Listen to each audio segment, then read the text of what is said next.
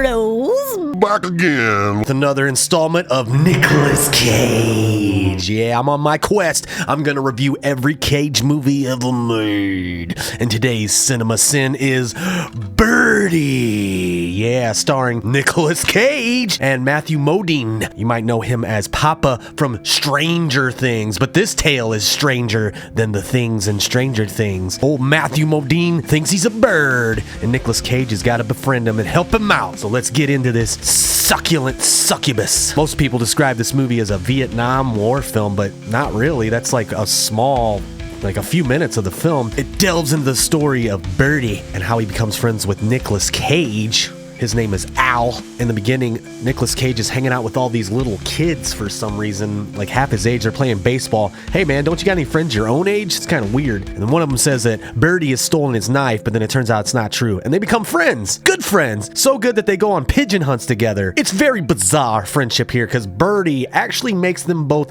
pigeon suits to go hang out with birds, and Nicolas Cage wears it. That's weird. Birdy ends up falling off of a building and almost dies because he thinks he can fly. He believes he can fly. I believe I can fly. That's not the only thing, it's just their friendship. It actually takes place in a mental institute. Both Cage and Birdy have returned from the Vietnam War, and they're both scarred, damaged. Nicolas Cage is actually physically scarred, while Birdy is mentally scarred, and he's become into a comatose state almost. He thinks he's a bird now. He's become a bird. Full transition. And they're going to put him away forever unless Nicolas Cage can help his friend out of this state of mental illness. Our first introduction to Cage is pretty hilarious. He's covered in bandages. It looks pretty funny. He even makes a comment that he looks like the Invisible Man. He's trying to help Birdy come out of his mental illness. He's trying to help a man that doesn't want to be helped. And it's really sad. And throughout the movie, they flash back to their friendship, the building of it, like I said. Another great scene is where Birdy makes these wings that allow him to fly. They're like made out of wood and feathers, and Nicolas Cage rides him on a bike, and they jump off this giant landfill hill, and he's flying momentarily. This guy wants to fly, and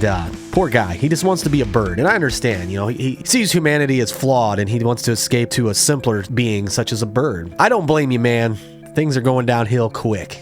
This movie was directed by Alan Parker. He would go on to do Pink Floyd's The Wall. These commercials where the adults look like bad guys.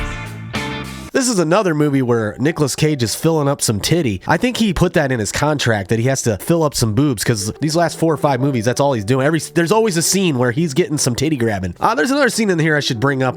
Nicolas Cage and Birdy, they go out to prom. Cage is getting some action. Birdy, he could get some action, but he just doesn't want it. He wants to be a bird. He doesn't understand the sexual desires. And then he rejects this girl after she shows him some booby, and he goes home to his bird. He's literally built a cage in his room. I don't know what's going on. It gets weird. I think he slept with a bird, or he thought he did, or he sexually bonded with this bird. I don't know. One last thing I'll talk about is Peter Gabriel, the sledgehammer himself. Yes, this is his first movie he scored. He used a lot of his music that was out at the time in '86. I think that would have been his 4th studio album. I'm not sure. Yeah, the soundtrack is badass. This is the first movie to use Skycam. There's images of the birds flying through the air. Overall, this movie is pretty damn good. I enjoyed it. I could see other people thinking it's too artsy fartsy. I really dug it though. I think it's one of Nicolas Cage's better performances. He's subdued in this. He's not all crazy. He actually plays a great counterpart to Matthew Modine, so I would check it out. It is kind of a slow burn. It delves into the tragedies of war and how people deal with it. Some people can't deal with it. Some people never return to their original form, and that's sad. I'm gonna give this Nicolas Cage 92 out of 100 Nicolas Cage eyes. Oh, that's pretty damn good. I usually don't rate things that high. I'm just rambling on, so I gotta go. I got me, some 98 more Nicolas Cage movies to watch, so I better get to it. And until next time, keep it weird. I believe I can fly.